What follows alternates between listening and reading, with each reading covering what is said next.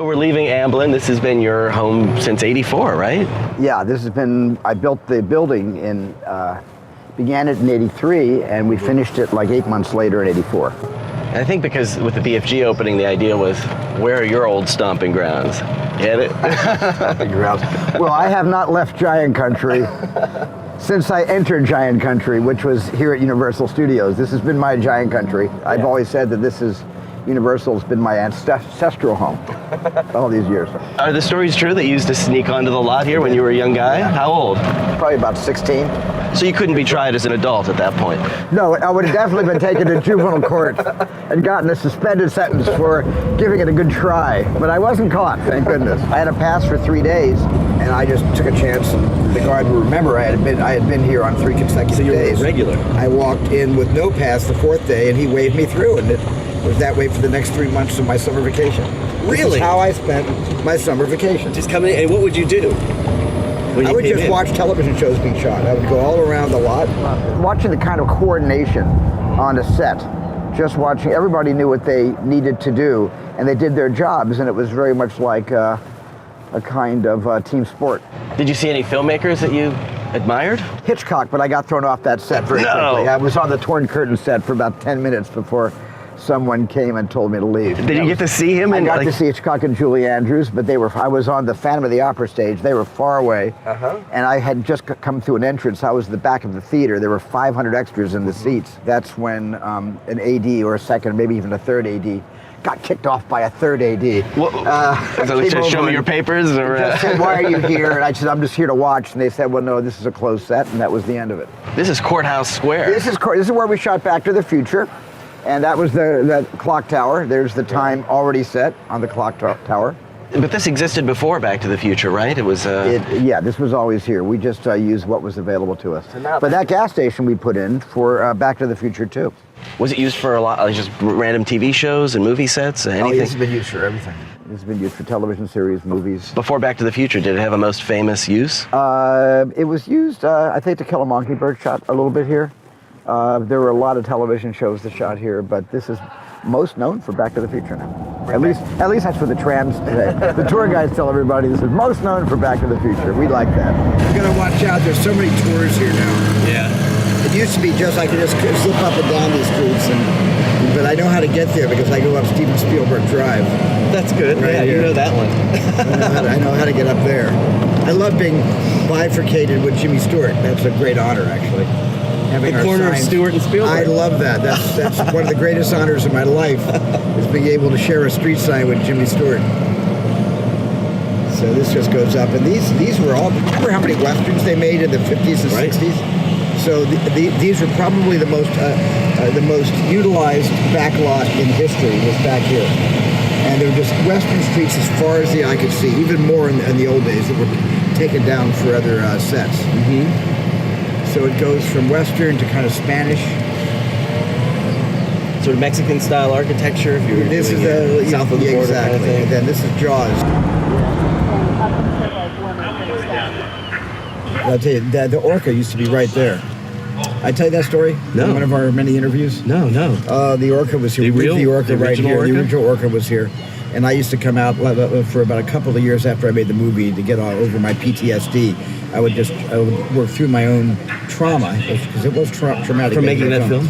Sitting in that boat alone for hours. I would just sit in that boat alone for hours, just working through, and I would shake. I'd get in the boat and my hands would shake. And then I was fine, and 5-6 years went by. I hadn't seen the boat in 5 years. Decided to just come back and revisit it. It was gone. Somebody, unbeknownst to me or Sid Sheinberg, who ran the studio, had torn it up and just thrown it away, thrown the entire boat away. Because they said there was dry rot, there were termites. Well, of course there were termites and dry rot.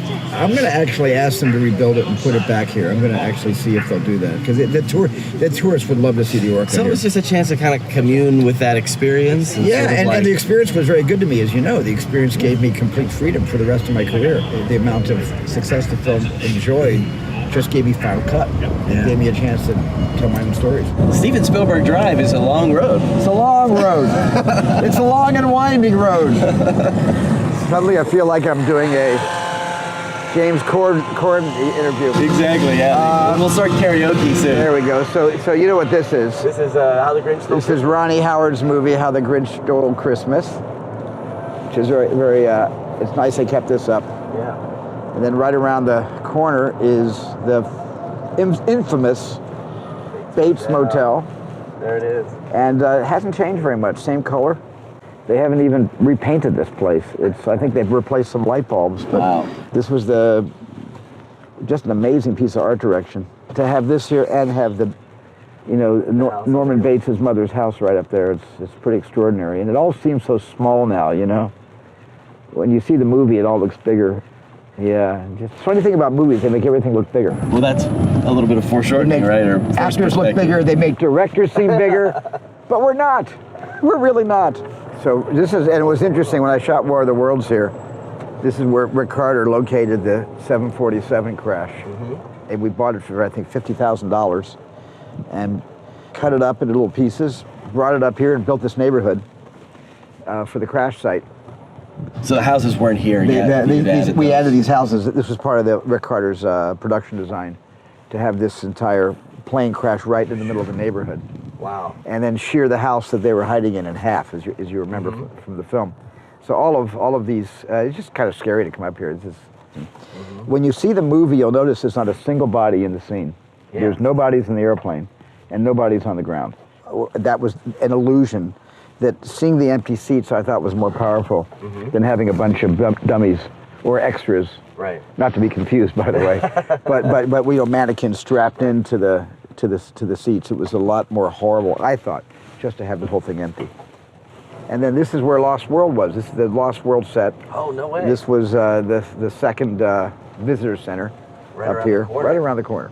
So that invokes some memories, actually. Yeah? Like what kind? That's how bloody hard all these movies are to shoot. Brings back like stress I've never memories? had a cakewalk. I have never made a movie that could be, subtitled The Cakewalk. Some of my films might seem like cakewalks, but they're not at all. I like coming onto each movie, with my experience not being what is going to keep me out of trouble. Yeah.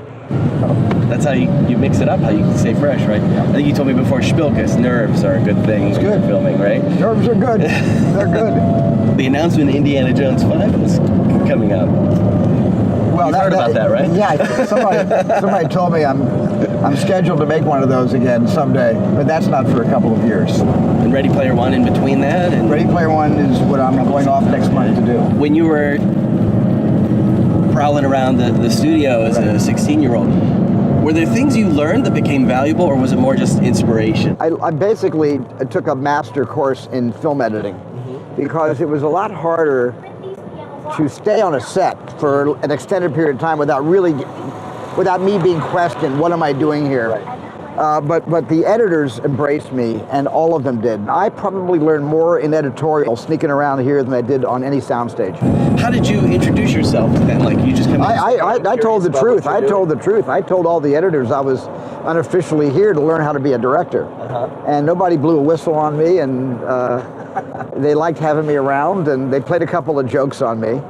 Like the day they asked me to go down to an editing room and take a film bin, a 16mm film bin out of that editing room and bring it to the main lobby. And I did it because it was suddenly somebody's asked me to do something. Great thing, I got a job. Great, so I ran into the room and there was some guy half naked, behind the moviola. He had no, I don't know if he was dressed from below the waist, just was totally stark naked from the waist up, and he was cutting on this thing.